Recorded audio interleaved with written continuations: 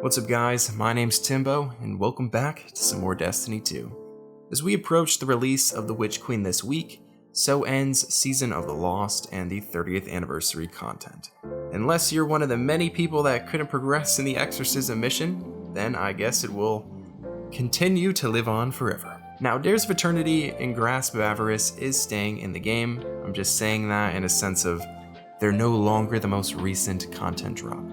Destiny has been around for quite some time now, and I think over the years Bungie has perfected the art of recycling content, taking a piece of content out of the game only to add it back later on. The 30th anniversary was perhaps the perfect example of this, where among other things, Bungie brought back Gjallarhorn for the second time. For those unaware, Gjallarhorn was an exotic rocket launcher in the original vanilla game. It was left behind for year 2 of Destiny 1 during the Taken King, only to be brought back for year 3, Rods of Iron. Gjallarhorn was then not brought forward into Destiny 2, only to be brought back via an exotic quest, again with a few slight balancing changes. The Destiny 2 counterpart is not exactly the same as the Destiny 1 version, as is true with many old exotic weapons.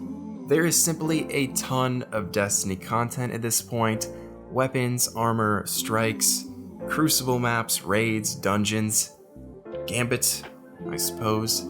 At this point, Bungie has a ton of places to pull from. They can reintroduce stuff from Destiny 1 and Destiny 2, improving upon it and thinking of creative ways to re-add it into the narrative. While this is a very effective business and marketing practice, is recycling content bad for the game? There really isn't a right or wrong answer to this question, but that's what we're going to discuss in this video. Right off the bat, I think we should give Bungie a pass for the 30th anniversary pack. To me, that's a very special circumstance where Bungie is celebrating their history, so adding old and iconic stuff from their past is going to be expected. Granted, they did charge money for it, but it also came with some original, brand new content as well. This video isn't really about the cost of Destiny 2, it isn't about the technical limitations regarding content vaulting and whether that's warranted or not. If Bungie removes something from the game, should it stay gone? Or is it okay to reintroduce it back into the game at a later date? For example, having Gjallarhorn back is great. It's an iconic weapon that creates a lot of hype, it's insanely powerful, it has that nostalgic factor. It fits into the Grasp of Avarice and the Luke Cave storyline. But would it have been better for Bungie to create a brand new exotic rocket launcher instead? Something players haven't seen before. I thought about this for a while, and while some of you may feel differently, I actually like that Bungie reintroduces things back into the game. Granted, they aren't the only live service game that does this, but at least from my perspective, they do this the most often. Almost every content release has something from the past in it. They don't just do this with exotic weapons, but they add back old strikes like the Devil's Lair, old legendaries like Hung Jury and Shadow Price, and now even raids. There are roughly 3 reasons why I think this is actually a good practice and something I'm cool with. For one thing, this allows us as players to get more content throughout the year. Destiny 2 is constantly updating itself with new content every few months. Each season brings new weapons, armor, quests, activities, as well as some campaign missions, and of course, a continuation of the story and lore of the universe. I think the Vault of Glass is probably the best example here. Over the years, Bungie has tried at times to make more than one raid per expansion, but typically speaking, these raids are more often than not short and a little bit lackluster compared to those that release alongside a major expansion. I had a lot of fun playing Crota's End back in the day, but it is simply not as substantial as something like King's Fall or Last Wish. Even though it's something we've already played before, bringing back old content means more content for us throughout the year. This takes the strain off of developers who can edit an existing piece of content instead of having to create something completely fresh every single time. Not to mention, Destiny has been around for a long time, as I said, so there are plenty of people out there who then get to experience this stuff for the very first time. And it's not like this stuff reintroduced is just plopped nonchalantly back into the game.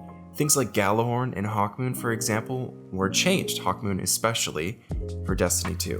Vault of Glass has additional mechanics not present in the first game, like having to shoot the oracles in the order they appear, Atheon's detain debuff, champions, and those annoying wyverns. Hawkmoon was reintroduced into the game with an entirely original quest mission. In other words, when Bungie adds something back into the game, it's simply not a copy-paste job. Of course, all of this wouldn't matter if Bungie didn't also add a lot of new stuff as well.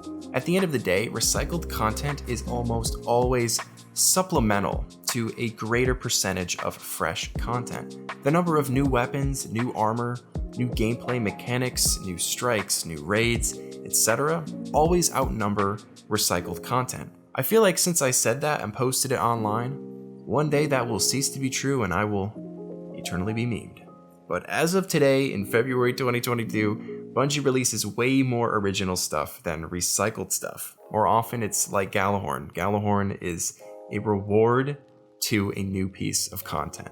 There are almost certainly counter-arguments to this, and I think since I work in the gaming industry, I have more sympathy towards the development process and that side of things.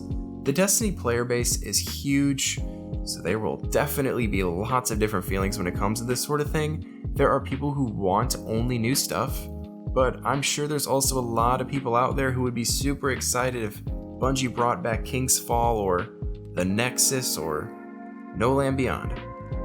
Maybe not that last one, but you get the point. At the end of the day, it's really about whether you feel like you're getting your money's worth out of the game or not. And there's a lot of factors that go into that.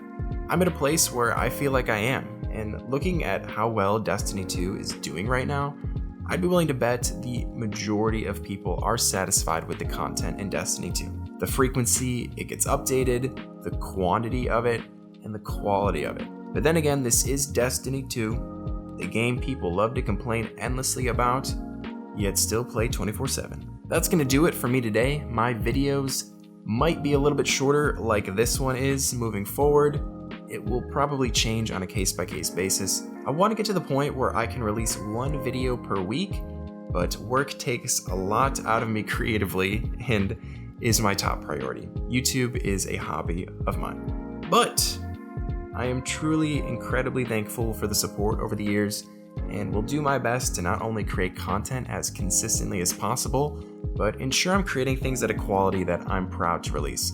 I equally don't want to overextend myself or pump out uninspired content just for the sake of checking off a box on my weekly to-do list. I don't think I'm doing that, but I just like keeping you all in the loop. Thank you all so much for watching. Feel free to leave your own thoughts on this in the comments below. I'll be back soon making videos on Horizon, Uncharted, and The Witch Queen, so stay tuned for that. February is one crazy month for gaming, and I will do my best to stay on task. If you enjoyed this video, let me know by dropping me a like. If you're new here, make sure to subscribe. I hope you all have a great rest of your day, and as always, I'll see you in the next one.